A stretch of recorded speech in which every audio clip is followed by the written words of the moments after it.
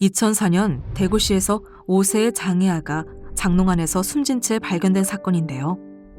발견 당시 아이는 심하게 굶주린 상태로 몸무게가 또래 어린이의 3분의 1 수준인 5kg에 불과했다고 합니다. 보증금 100만 원, 월세 25만 원짜리 셋방에는 냉장고가 있었지만 그 안에는 감기용 물약 외에는 아무것도 없었다고 합니다. 이런 안타까운 사건을 통해 위기 상황에 처한 저소득층에 대한 신속 지원 필요성이 대두되었고 2005년 12월 23일 긴급복지지원법이 제정되어 2006년 3월 24일부터 시행되고 있습니다. 그로부터 8년 뒤인 2014년 2월 송파구 석촌동에 단독주택 지하 1층에 살던 박모 씨와 두 딸이 생활고로 고생하다 결국 스스로 목숨을 끊은 송파 세모녀 사건이 발생했습니다. 긴급복지지원법은 이를 계기로 긴급복지지원에 대한 지자체 재량 확대 및 소득 재산 기준이 완화되어 현재의 모습을 갖추게 되었습니다. 그렇다면 지금부터 이처럼 어려움을 겪고 있는 우리 주변 이웃들에게 신속하게 도움을 주기 위해 만들어진 긴급복지지원 제도에 대해 자세히 알아보는 시간을 가져보도록 하겠습니다.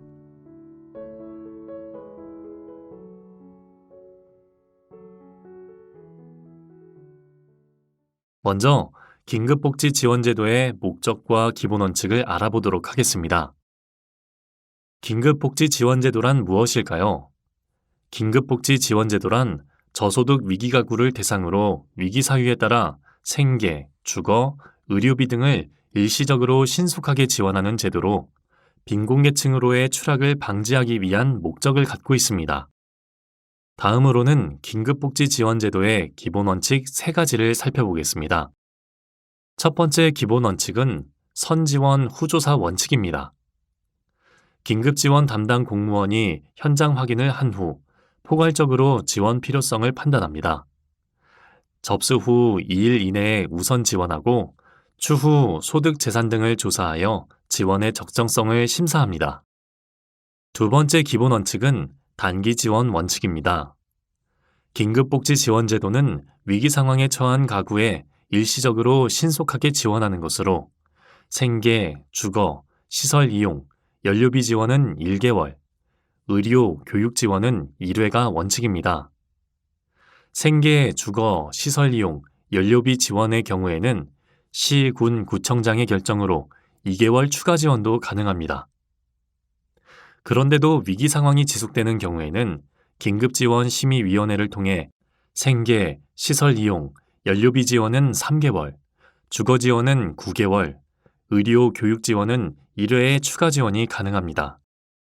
또한 지원이 종료된 때로부터 2년 이내에는 동일한 위기 사유로 다시 지원할 수 없으며 다른 위기 사유가 있더라도 종전의 위기 사유로 인한 긴급 지원이 종료된 때로부터 3개월 이내에는 지원이 불가능합니다. 긴급복지지원제도의 세 번째 원칙은 타법률 지원 우선의 원칙입니다. 이것은 다른 법률에 따라 동일한 내용의 구호, 보호 또는 지원을 받고 있는 경우에는 긴급 지원을 하지 않는다는 것을 의미하는데요. 이런 원칙이 적용되는 다른 법률에는 재해구호법, 국민기초생활보장법, 의료급여법, 사회복지사업법, 가정폭력 방지 및 피해자 보호 등에 관한 법률, 성폭력 방지 및 피해자 보호 등에 관한 법률 등이 있습니다. 그렇기 때문에 지원 요청 등을 받은 긴급지원 담당 공무원은 다른 법률 지원의 대상이 되는 것이 적합하다고 판단된다면 해당 지원에 연계하도록 합니다. 이런 경우 긴급지원 신청자의 위기 상황을 고려하여 다른 법률에 의한 지원 결정이 완료되기 전까지 우선적으로 긴급지원을 할 수 있습니다.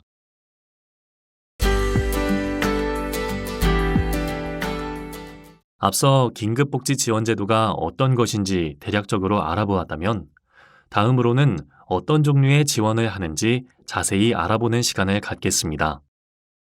긴급복지지원제도는 금전 또는 현물 등을 직접 지원과 민간기관 단체와의 연계 지원, 이렇게 크게 2가지 종류로 나눌 수 있습니다. 금전 또는 현물 등의 직접 지원에는 생계 지원, 의료 지원, 주거 지원, 사회복지시설 이용 지원, 교육 지원, 그 밖에 연료비 지원 등이 속해 있으며 민간기관, 단체와의 연계 등 지원 부분에는 대한적십자사, 사회복지공동모금회 같은 사회복지기관, 단체로의 연계를 지원하거나 상담, 정보 제공 등이 있습니다. 긴급 지원을 받지 못하는 요청인의 경우라면 민간기관, 단체로의 연계 등을 통해 지원할 수 있답니다. 그렇다면 이렇게 유용한 긴급복지 지원제도는 누가 지원받을 수 있는 걸까요? 긴급복지 지원제도의 지원 대상은 위기사유 발생으로 생계유지가 곤란한 저소득층으로 지원 대상으로 인정된다면 긴급 생계비 등을 일시적으로 신속하게 지원할 수 있습니다. 첫 번째로 어떤 상황을 위기사유로 분류할 수 있을지 알아보겠습니다. 주소득자의 사망, 가출, 행방불명, 구금시설의 수용 등으로 소득을 상실한 경우, 중한 질병 또는 부상을 당한 경우, 가구 구성원으로부터 방임 또는 유기되거나 학대 등을 당한 경우, 가정폭력 또는 성폭력을 당한 경우, 화재 또는 자연재해 등으로 인하여 거주하는 주택 또는 건물에서 생활하기 곤란한 경우, 주소득자 또는 부소득자의 휴업, 폐업 또는 사업장의 화재 등으로 인하여 실질적인 영업이 곤란하게 된 경우, 주소득자 또는 부소득자의 실직으로 소득을 상실한 경우 같은 상황들이 위기사유에 해당되며 이런 경우 선지원 후조사 원칙에 따라 긴급복지 지원을 받을 수 있습니다.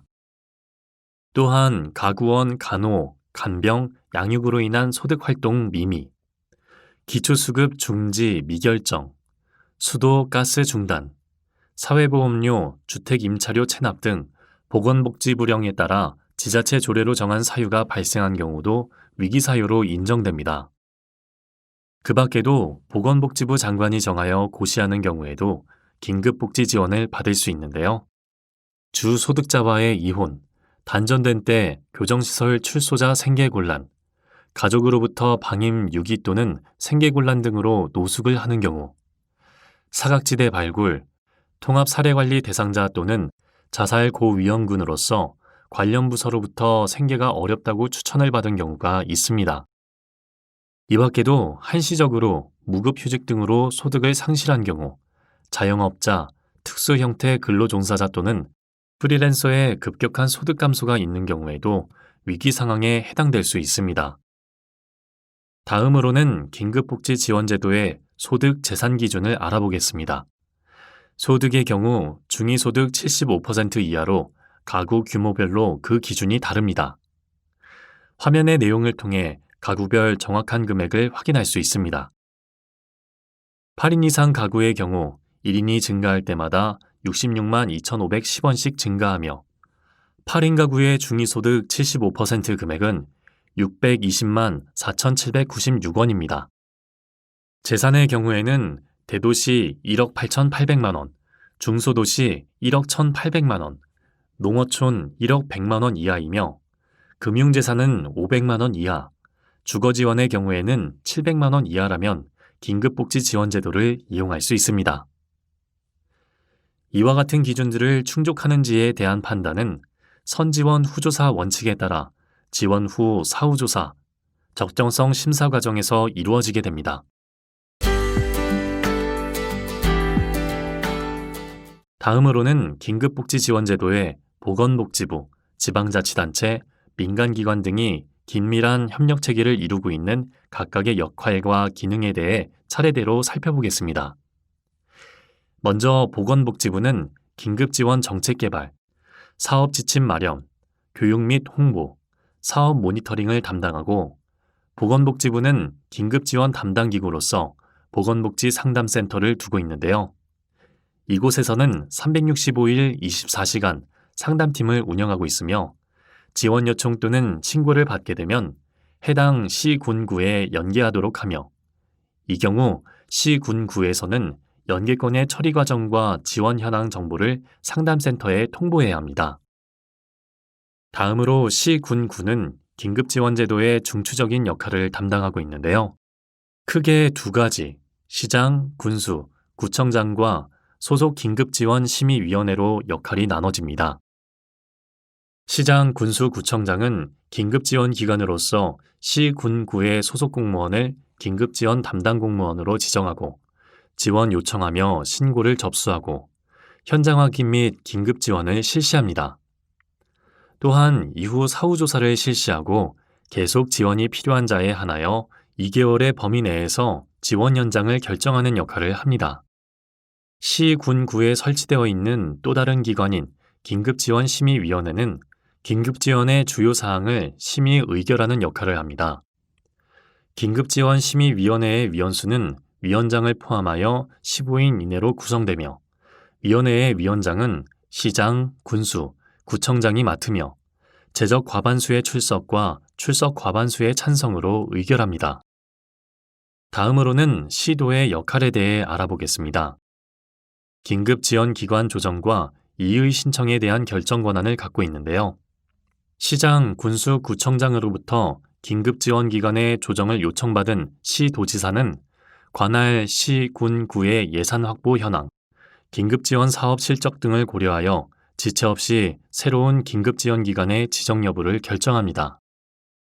또한 긴급지원 대상자가 지원 결정, 지원 중단 또는 비용 반환 명령에 불복하여 이의 신청을 할 경우 시도지사는 시장, 군수, 구청장으로부터 송부받은 날부터 15일 이내 이를 검토하여 처분이 위법 부당하다고 인정된다면 시정 및 기타 필요한 조치를 취하여야 합니다. 마지막으로 의사, 의료기관 종사자, 교사, 사회복지시설 종사자, 공무원 등으로 구성되는 민간협력체계가 긴급복지지원제도에서 어떤 역할을 하는지 알아보겠습니다. 이들은 긴급지원 대상자 신고 및 지역사회보장협의체 등 민간자원을 연계하는 역할을 하고 있으며 이는 실질적으로 굉장히 중요한 부분이라고 할 수 있습니다.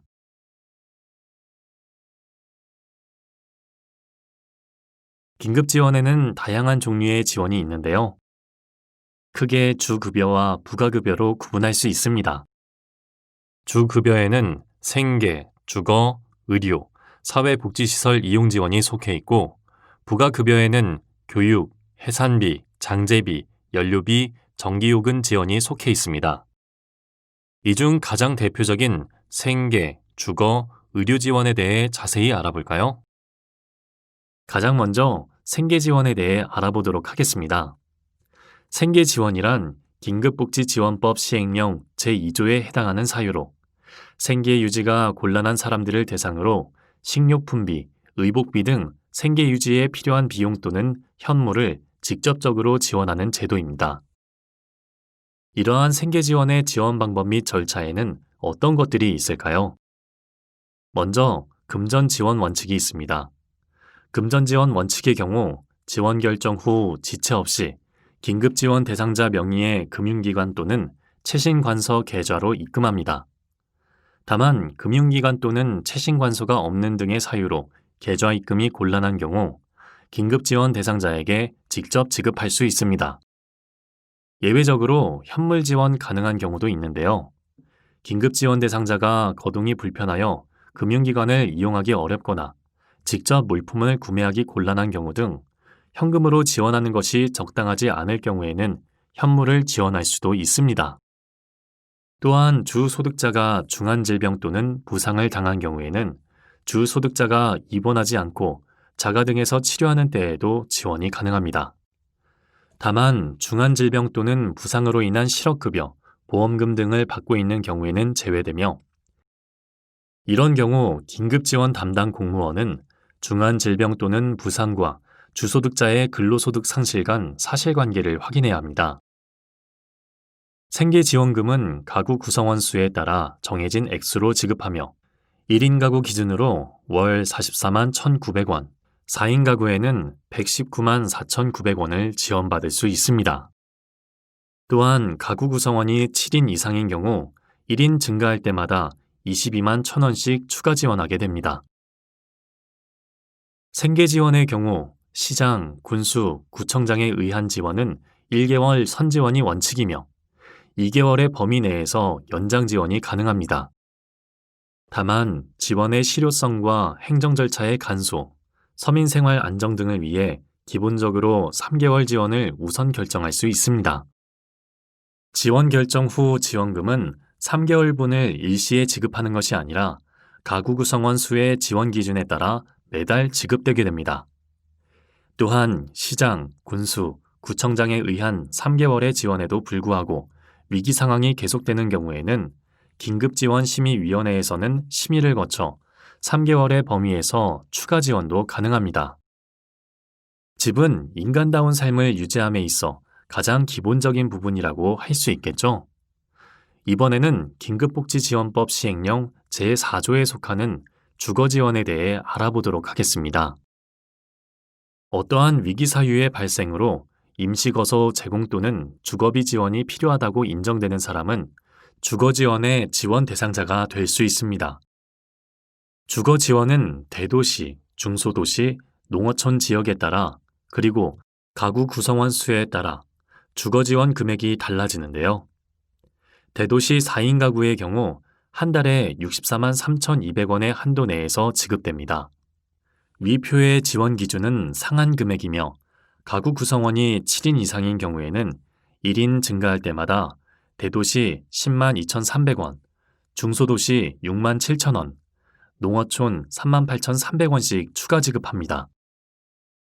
다음으로는 주거지원의 지원 기간에 대해 알아보겠습니다. 기본적으로 생계지원처럼 주거지원 또한 시장, 군수, 구청장에 의한 지원은 1개월 선지원 원칙이며 2개월의 범위 내에서 연장 가능합니다. 그러나 지원의 실효성 제고, 행정 절차의 간소 및 서민생활 안정 등을 위해 기본적으로 3개월 지원을 우선 결정할 수 있고 이럴 경우 지원금은 가구 구성원 수의 지원 기준에 따라 일시가 아닌 매월 지급됩니다. 반면 주거지원의 경우 이 같은 시장, 군수, 구청장에 의한 3개월의 지원에도 불구하고 위기 상황이 계속된다면 긴급지원심의위원회의 심의를 거쳐 9개월의 범위에서 추가 지원도 가능하다고 하니 꼭 기억하시기 바랍니다.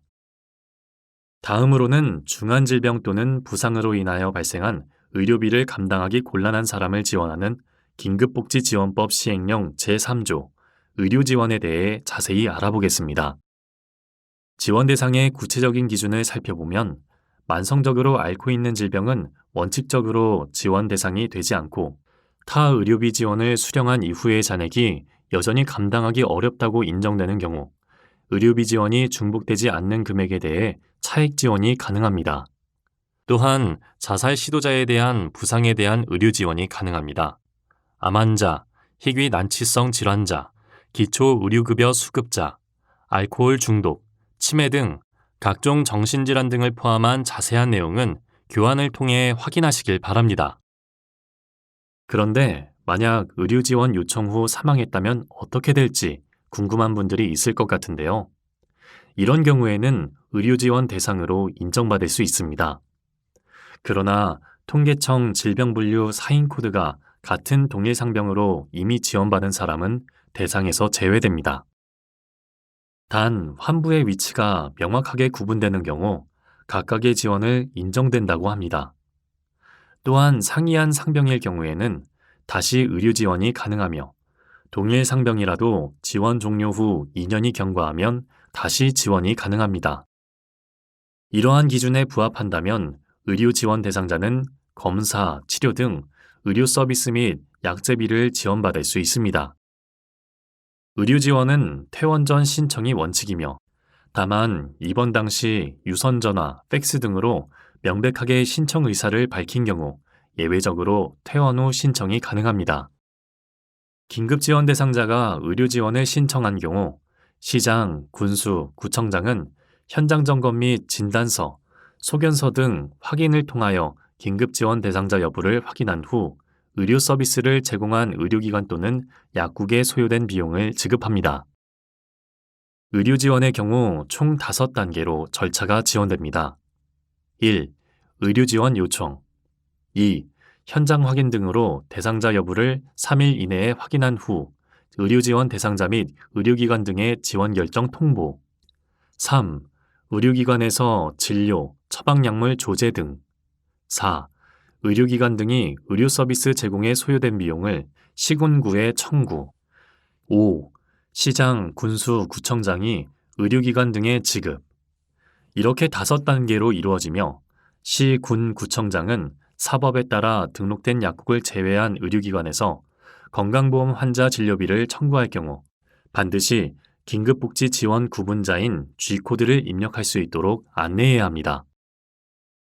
의료지원의 경우 300만 원의 범위 내에서 의료기관 등이 긴급지원 대상자에게 제공한 의료 서비스 비용 중 약제비, 본인부담금 및 비급여 항목에 대하여 지원받을 수 있는데요.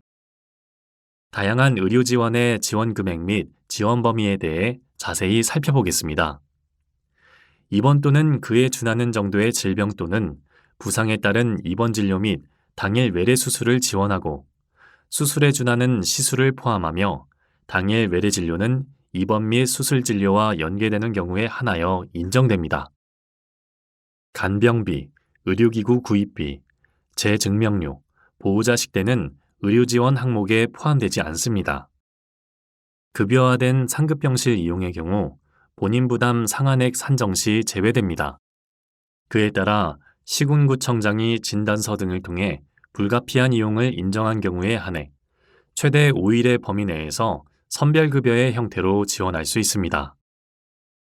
의료 지원을 받기 위해서는 지원이 결정된 질병에 대한 입원에서 퇴원까지 검사, 치료에 소요된 비용을 지원하되 퇴원 전에 긴급 의료 지원을 요청해야 합니다. 또한 예를 들어 중한 부상으로 정형외과로 입원한 자가 치료가 종료되어 재활과로 옮긴 경우처럼 지원 대상자가 본래 진료과에서 긴급한 치료가 종료되어 진료과를 옮긴 경우에는 지원이 종료됩니다. 지원 요청 후 입원한 의료기관을 변경했을 때는 의사, 수술 장비가 없는 경우 등 치료의 목적상 불가피하게 옮긴 경우에 한해 전 의료기관에서 관련 증빙을 제출 후 지원이 가능합니다. 의료 지원은 요양급여 본인 부담금을 우선 지원하며 지원 금액이 10만 원 미만의 소액인 경우 지원하지 않습니다. 지원 요청자 중 사보험 가입자의 경우에는 시장, 군수, 구청장은 해당 보험사로부터 수령 또는 수령할 보험 금액을 차감하여 지급됩니다.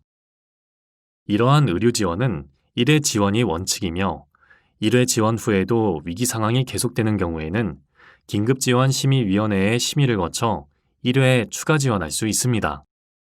또한 퇴원 전에 연장 여부를 결정하여야 하지만 부득이한 사정으로 퇴원이 임박하여 연장 요청을 하는 경우 퇴원 후에 심의가 가능합니다. 지금까지 알아본 긴급복지 지원들이 실제로 어떻게 적용되고 지원되는지 2가지 실제 사례를 통해 살펴보겠습니다.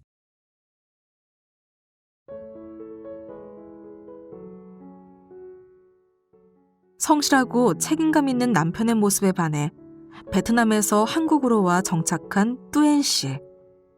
풍족한 생활은 아니었지만 자상한 남편과 함께 그녀는 병든 시부모님을 모시며 세 자녀와 행복한 가정을 꾸려나가고 있었습니다. 그러던 어느 날 양식장에서 일하던 남편이 발을 헛디뎌 떨어지는 불의의 사고를 당하면서 뚜엔 씨 가족의 단란한 행복도 산산이 부서지고 말았습니다. 긴급 의료 지원을 통해 다행히 수술을 받을 수 있었지만 가장이었던 남편은 사지마비 진단을 받고 2년 이상 재활 치료를 받아야 하는 절망적인 상황이었습니다. 한국말조차 서툴렀던 그녀에게는 혼자 버티기 어려운 시련의 시간이었습니다. 그러나 가족들을 생각하며 이대로 무너질 수 없다고 생각한 뚜엔 씨는 주변의 도움을 청하기 시작했고 긴급 지원 제도를 통해 의료비와 생계비도 지원을 받을 수 있었고 다양한 복지기관 연계를 통해 자녀들의 교육 지원을 비롯해 전세 임대 대출과 기관들의 도움을 통해 열악했던 집을 이사하는 행운도 얻게 되었습니다. 결국 남편은 퇴원 후 지체장애 판정을 받아 기초생활수급을 받게 되었지만 뚜엔 씨는 어려운 상황에서도 행복한 미래를 위해 끊임없이 노력했습니다. 그런 모습을 보며 남편도 다시 일어나기 위해 재활치료를 꾸준히 받겠다는 의지를 보이며 뚜엔 씨 가족은 다시 한번 똘똘 뭉쳐 꿈을 향해 걸어가고 있습니다.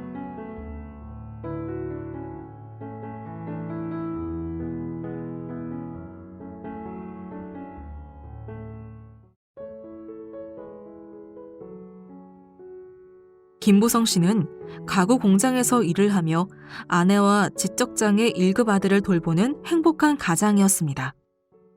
그러던 그가 갑자기 급성 당뇨로 쓰러지게 되면서 직장을 잃게 되었고, 임대료와 공과금을 내지 못해 집을 옮기는 일이 빈번해지면서 아내는 아픈 남편과 장애가 있는 아들을 남겨두고 집을 나가버렸습니다. 어느 추운 겨울날, 아이를 굶길 수 없어 음식물 쓰레기 봉투를 뒤져 먹을 것을 찾던 부성 씨를 발견한 이웃이 두 부자의 상황을 주민센터에 알리면서 두 부자는 긴급 지원 제도를 받을 수 있게 되었습니다. 결국 며칠 만에 병원으로 응급 후송된 부성 씨는 건강을 회복한 뒤 아이와 함께 살 수 있게 지속적인 도움을 주겠다는 다짐을 받은 후 입원 치료를 시작하였고, 아이는 장애인 단기 쉼터에서 잠시 돌봄을 받게 되었습니다. 당뇨 합병증 외에 녹내장과 결핵 진단으로 많은 의료비가 필요했던 부성 씨는 수술비, 의료비, 간병비를 비롯해 자녀의 시설 이용료까지 지원받을 수 있었습니다.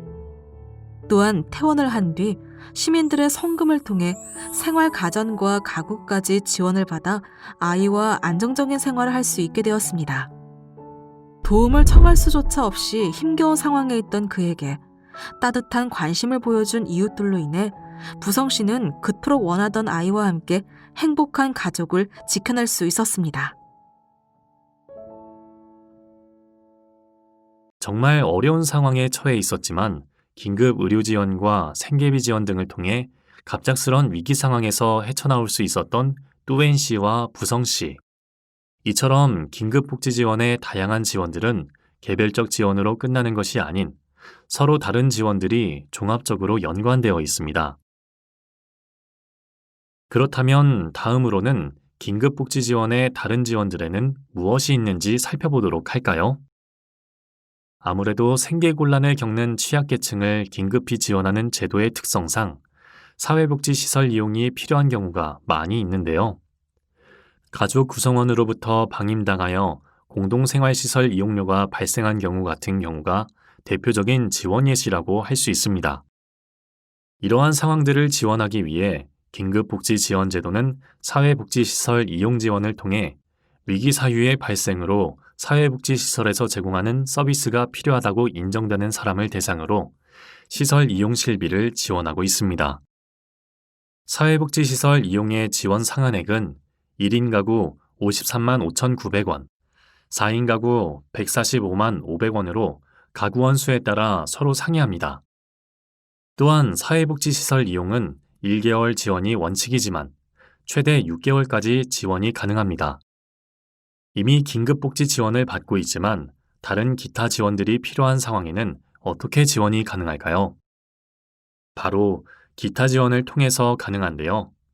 긴급복지, 생계, 의료, 주거, 사회복지시설 이용지원 수급자로서 기타 지원이 필요하다고 인정된다면 교육비, 동절기 연료비, 해산비, 장제비, 전기요금 등 기타 지원을 받을 수 있습니다. 어려움을 겪고 있는 가정의 경우 자녀들의 교육도 지원받을 수 있다는 사실 알고 계셨나요?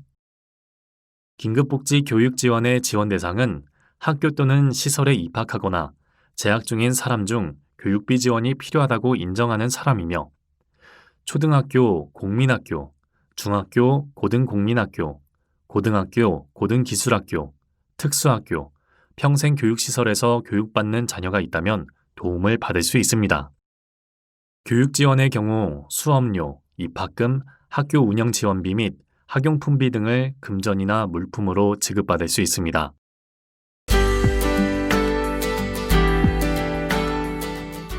지금까지 도입 배경부터 지원 체계, 지원 종류까지 긴급복지 지원제도의 전반적인 주요 내용을 살펴보았는데요. 이번 시간에는 특별히 의료기관 및 노숙인 시설 종사자분들을 위한 정보를 더 알아보도록 하겠습니다. 주로 병원이나 요양시설 등 의료기관에서 일하다 보면 비용 부분 때문에 치료를 받지 못하는 어려운 상황에 처해 있는 분들을 자주 만나실 텐데요. 그동안 도움을 드리고 싶지만 방법이 없어 고민이셨던 경우가 있었다면 지금부터 집중해 주세요. 긴급의료비 지원은 중한 질병 또는 부상으로 입원 또는 수술한 경우, 의료급여 수급자의 경우 수술 또는 중환자실 이용 등 긴급한 사유가 발생한 때 신청할 수 있습니다. 다만 암 환자 및 희귀 난치성 질환자의 경우 보건소 지원 사업 우선 연계하도록 합니다. 이뿐만 아니라 만성 질환자의 경우 원칙적으로 지원 대상이 아니지만 악화되어 긴급한 진료가 필요한 경우 지원이 가능하다고 하니 명심해 주세요. 지원 대상으로 인정되는 경우 300만 원 이내 약제비, 본인 부담금, 비급여 항목에 한해 긴급 의료비 지원이 가능한데요. 급여화된 상급 병실은 불가피한 이용이 확인된 경우에 한해 최대 5일 지원도 가능합니다. 단, 감염 및 전염 사유는 예외입니다. 그렇다면 지원이 불가한 항목에는 어떤 것들이 있을까요? 간병비, 의료기구 구입비, 재증명료, 비급여 입원료 및 식대, 보호자 식대 등은 긴급 의료 지원으로 지원이 불가능합니다. 또한 의료 지원 금액 결정 시 본인 부담금을 우선 지원하며 상한의 기준에 맞춰 지급되고 있습니다. 건강보험은 연간 101만 원, 의료급여 1종은 매 30일간 5만 원, 의료급여 2종의 경우에는 연간 80만 원이 지원받을 수 있습니다. 긴급 의료비 지원 절차는 다음과 같습니다.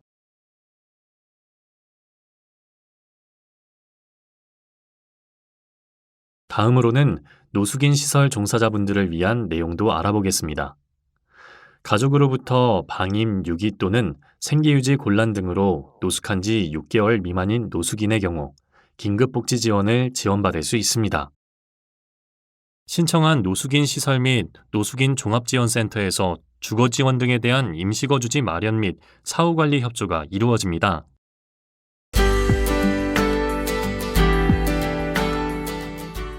생계곤란 등의 위기 상황에 처하여 도움이 필요한 사람을 일시적으로 신속하게 지원하여 위기 상황에서 벗어날 수 있도록 지원하는 긴급복지 지원제도는 2004년 대구 불로동 5세 아동 아사 사건을 계기로 만들어졌습니다. 이후 2014년 송파 새 모녀 사건으로 긴급복지 지원에 대한 지자체 재량 확대 및 소득재산 기준 완화하는 등의 변화를 거쳐 지금의 모습으로 바뀌었는데요. 그러나 이러한 복지 사각지대 해소 노력에도 불구하고 2018년 4월 비극적인 증평 모녀 사건이 발생하면서 위기가구를 적극 발굴하여 복지 사각지대의 예방에 대한 필요가 높아졌고 긴급복지지원법 개정을 통해 긴급복지 신고 의무자 범위 확대 및 신고 의무자, 신고 의무 교육을 진행하고 있습니다. 이렇게 만들어진 긴급복지 신고 의무자 제도는 긴급지원 신고 의무자의 신고 의무 교육을 통해 위기가구를 적극 발굴하고 복지 사각지대를 예방하기 위한 목적을 갖고 있습니다. 긴급복지지원법 제7조에 의거해 신고 의무 교육을 받도록 되어 있는 신고 의무자에는 공무원을 비롯해 의료기관의 종사자, 사회복지시설의 종사자, 장애인 활동 지원에 관한 법률 제20조에 따른 장애인 활동 지원 기관의 장 및 종사자와 활동 지원 인력이 속해 있습니다. 또한 교원, 직원, 산학 겸임교사, 강사를 비롯해 학원의 설립 운영 및 과외 교습에 관한 법률 제6조에 따른 학원의 운영자, 강사, 직원, 교습소의 교습자, 직원도 포함됩니다. 각종 법령에 따라 건강가정지원센터, 평생교육기관의 장과 그 종사자, 청소년 시설 및 청소년 단체, 청소년 보호 재활센터의 장과 그 종사자도 포함되어 있습니다. 그 밖에 긴급지원 대상자를 발견할 수 있는 자로서 보건복지부령으로 정하는 자도 의무적으로 교육을 받아야 하는데요. 이장 및 통장을 비롯해 동리의 새마을 지도자 및 부녀회장이 포함되며 별정 우체국법에 따라 별정 우체국의 직원도 교육 대상이 됩니다. 긴급복지 신고 의무자 교육은 긴급복지지원법 시행규칙 제2조의 3, 제3항에 의거해 매년 1시간 이상 이수해야 하는데요. 자격취득이나 보수교육 과정에 긴급지원 신고 의무 교육을 매년 1시간 이상 포함하여 실시하고 있으며 긴급지원 신고 의무자가 소속된 기관, 시설 등의 장은 긴급복지 신고 의무 교육을 매년 1시간 이상 실시해야 합니다. 그렇다면 긴급복지 신고 의무자 교육에서는 어떤 내용을 배울 수 있을까요? 긴급복지지원법 시행규칙 제2조의 3, 제1항에 따라 긴급지원 대상자 신고 의무에 관한 법령, 발견 시 신고 방법, 보호 절차, 이 세 가지의 사항이 포함되어 있습니다. 긴급복지 신고 의무자 교육은 보통 집합교육이나 인터넷 강의 등의 방법으로 실시되고 있으니 잊지 말고 꼭 챙겨주세요. 또한 긴급복지 신고 의무자가 소속된 기관, 시설 등의 장에게는 소속 긴급복지 신고 의무자에 대한 신고 의무 교육을 실시할 의무가 있습니다. 또한 실시 결과를 다음해 1월까지 관계 중앙행정기관의 장에게 제출해야 합니다. 그 후 지자체 중앙행정기관은 3월까지 보건복지부로 실시 결과를 제출해 교육 이수 여부를 확인하고 있습니다.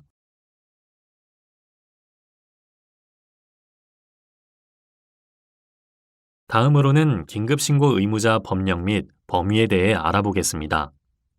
긴급복지지원법 제7조 제3항, 같은 법 시행규칙 제2조의 2에 명시되어 있는 신고 의무 교육 대상은 의료기관 종사자, 유치원 교직원, 초중등 교육법 및 고등교육법에 따른 교직원, 사회복지관, 어린이집, 장애인시설, 성폭력 피해자 지원시설, 아동양육시설, 지역아동센터, 정신건강시설 등의 사회복지시설 종사자입니다. 또한 공무원, 장애인 활동지원기관 종사자, 학원 및 교습소 직원, 건강가정지원센터 종사자, 청소년 시설 단체 종사자, 청소년 보호재활센터 종사자, 평생교육기관 종사자, 이통장, 별정우체국 직원, 새마을 지도자 및 부녀회장이 포함됩니다. 긴급복지지원법 제7조 제3항부터 제5항까지의 신고 의무와 관련된 조항에 의거해 직무수행 과정에 긴급지원 대상자가 있음을 알게 된 경우에는 관할 시장, 군수, 구청장에게 이를 신고하고 대상자가 신속하게 지원을 받을 수 있도록 노력해야 합니다. 특히 의료기관의 종사자 등은 진료, 상담 등 직무수행 과정에서 긴급지원 대상자가 있음을 알게 된 경우에는 관할 시장, 군수, 구청장에게 이를 신고할 의무가 있으니 꼭 기억해 주세요. 신고 의무자가 직무수행 중 긴급지원 대상자를 발견했을 경우 어떻게 신고를 해야 할까요? 관할 시군, 구청, 긴급복지지원 담당 공무원 또는 보건복지상담센터로 대상자의 성명, 연락처, 대략적인 위기상황 등을 유선으로 신고하시면 됩니다. 긴급복지지원법에서는 시장, 군수, 구청장에게만 이를 신고할 의무를 규정하고 있지만 앞서 소개해드린 방법으로 진행하는 것을 추천드립니다. 지금부터 긴급복지지원 보호 절차에 대해 살펴보겠습니다. 시작이 반이다라는 말이 있듯이 긴급복지지원제도에서 지원 요청과 신고는 가장 중요한 부분이라고 할 수 있습니다. 긴급지원 대상 당사자가 직접 도움을 요청을 했는지 여부에 따라 지원 요청 또는 신고로 구분할 수 있습니다. 지원 요청은 위기 상황에 처한 긴급지원 대상자 본인과 친족, 그 밖의 관계인이 구슬 또는 서면 등으로 관할 시장, 군수, 구청장에게 할 수 있습니다. 이 경우 시장, 군수, 구청장은 의료기관에서 팩스, 이메일 등으로 진료비 영수증 등을 일방적으로 전송하여 긴급지원 담당 공무원이 신청 사실을 인지할 수 없는 일이 발생하지 않도록 관내 주요 의료기관 등에 대해 사전 안내하는 등 유기적인 협력이 필요합니다. 다음은 긴급지원 대상자를 발견한 사람이 할 수 있는 신고에 대해 살펴보겠습니다. 진료, 상담 등 직무 수행 과정에서 긴급지원 대상자가 있음을 알게 된 사람은 의무적으로 신고를 해야 하는데요. 신고 접수는 면, 동, 시, 군, 구 또는 보건복지상담센터에서 가능합니다. 이렇게 긴급복지 신고 의무자에게서 긴급지원의 요청 및 신고 전화를 받았다면 보건복지상담센터 상담원은 지체 없이 시군구 긴급지원 담당 공무원 또는 기존의 응급지원 관련 기관에 연계해야 하며 시군 구청장은 위기 상황을 확인하기 위하여 필요한 경우 관할 경찰관서, 소방관서 등 관계 행정기관의 장에 협조를 요청할 수 있으며 이 경우 관계 행정기관의 장은 정당한 사유가 없으면 그 요청에 따라야 합니다. 두 번째 과정은 긴급 지원을 요청하거나 신고 또는 발견된 사람에 대한 위기 상황을 파악하여 지원 여부를 결정하기 위하여 실시하는 현장 확인입니다. 직접 지원 요청 또는 신고를 접수하거나 보건복지상담센터 상담원으로부터 지원 요청 또는 신고권을 연계받은 긴급지원 담당 공무원이 현장 확인을 수행하게 되는데요. 이외에도 읍면동 공무원, 경찰, 소방서 등 행정기관, 의료기관, 복지기관 등 관계기관, 지역사회 보장협의체 위원, 복지통장 또는 이장이 작성한 현장 확인서도 인정될 수 있습니다. 현장 확인은 지원 요청 또는 신고를 받은 후 지체 없이 실시해야 하며 사회보장 정보 시스템에 지원 대상자에 대한 신청 등록을 입력해야 합니다.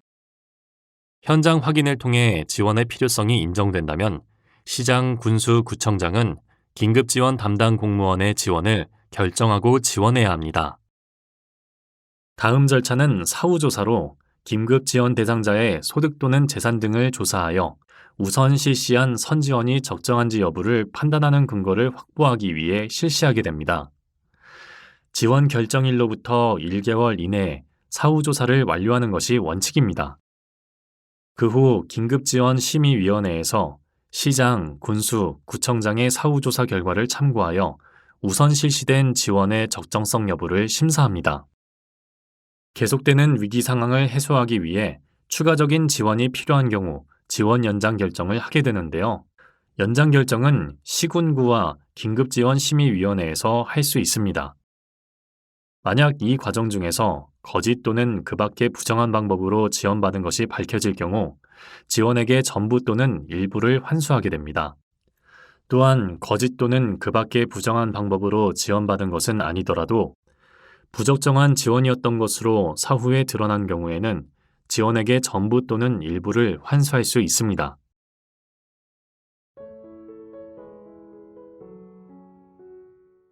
이정수 씨는 사실혼 배우자와 암투병을 하고 있는 장모님과 아들 1명과 함께 모텔에서 5년째 살고 있었습니다.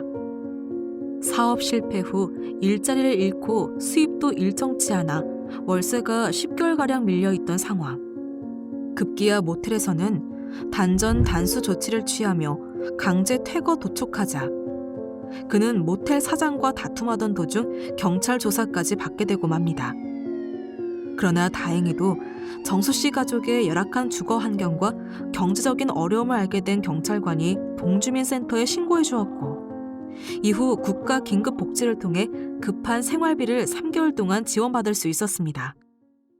또한 정수 씨 가족은 긴급복지 대상자에게 추천할 수 있는 타 주거 제도를 통해 원래 살던 곳보다 쾌적한 환경으로 이사하게 되었답니다. 이사 후 무엇보다 정수 씨는 말기암 환자인 장모님을 모텔이 아닌 일반 가정집에서 간병할 수 있게 되어 기쁘기만 합니다. 이렇게 여러 사람의 도움으로 불안정한 생활이 안정되자 아들은 취업에 성공해 독립하는 기쁜 일이 정수 씨 가족에게도 생기고 있습니다.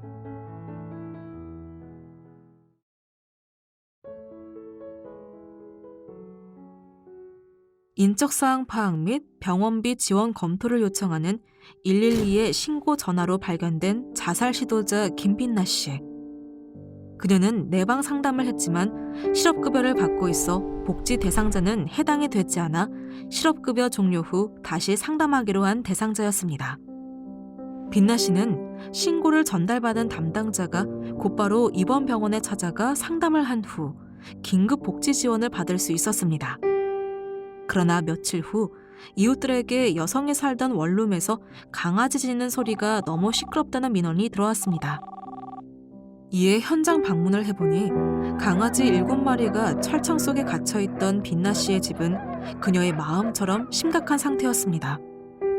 미혼의 1인 단독 가구로 부모와도 단절되었던 대상자의 강아지를 맡아줄 사람이 없었던 것이었습니다. 소중한 생명을 차마 외면할 수 없어 7마리의 강아지를 돌보던 담당자들은 이대로 강아지를 방치해두는 건 학대나 다름없기 때문에 강아지를 입양을 보낼 것을 지속적으로 견주를 설득했고, 결국 5마리는 입양을 보내고 2마리는 빛나 씨가 태어날 때 안전하게 인도될 수 있었습니다. 한때 극단적 선택까지 했었던 그녀는 긴급복지 생계비, 의료비를 지원받아 안정적으로 치료를 받은 후 퇴원해 맞춤형 급여를 비롯해 정신건강복지센터에 연계하여 우울증 치료를 지속적으로 받고 있습니다. 자살 시도자에 대한 담당 경찰관의 신고와 강아지 짖는 소리가 너무 시끄럽다는 이웃의 신고로 발굴된 사례입니다. 작은 관심과 배려로 인해 우울증을 겪고 있던 자살 시도자는 물론이고 아무도 돌봐줄 수 없었던 강아지까지 더 나은 삶을 찾을 수 있게 되었습니다.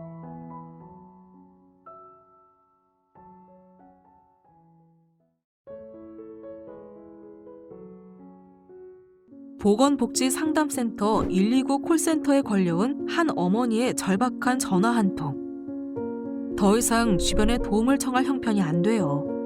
아이들을 양육하고 자폐와 심한 장애를 앓고 있는 둘째를 치료하기가 너무 버겁고 힘들어요. 남편과 함께 착실히 2 아이를 기르며 평범한 가정을 꾸리고 있던 임성애 씨. 개인 사업을 하던 남편이 사기를 당하면서 갑자기 문을 닫게 되었고, 그 이후 엄청난 빚더미에 앉게 되고 맙니다. 도무지 나아질 것 같지 않은 상황에 절망하던 그녀는 동반 자살 방법을 검색하다 우연히 129 콜센터를 발견해 지푸라기라도 잡는 심정으로 도움을 청하게 된 것입니다.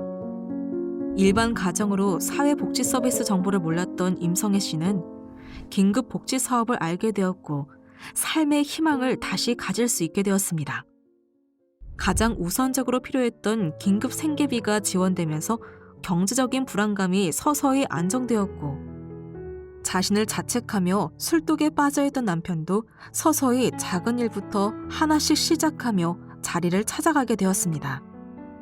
이후 몸이 불편한 둘째를 돌봐주는 활동 보조인 서비스가 되면서 부부 모두 정기적인 일자리를 다닐 수 있게 되었고, 최근에는 가까운 지인들의 빚을 조금씩 갚아나가고 있다는 성애 씨. 많은 이들의 도움을 통해 그녀는 조금씩 예전처럼 소소한 일상의 행복을 찾아가고 있습니다. 지금까지 긴급복지 지원 사례들을 살펴보았는데 어땠나요? 우리 주변의 이웃들의 이야기를 통해 신고의 의무를 가진 신고 의무자의 역할이 정말 중요하다는 것을 생생히 느낄 수 있었을 것 같아요. 위 사례들 속 인물들처럼 생계곤란 위기에 처한 이들을 조기에 발견하고 신속한 도움을 주고 그들이 희망을 얻고 새롭게 일어날 수 있도록 여러분의 지속적인 관심을 부탁드리며 교육을 마치겠습니다. 감사합니다.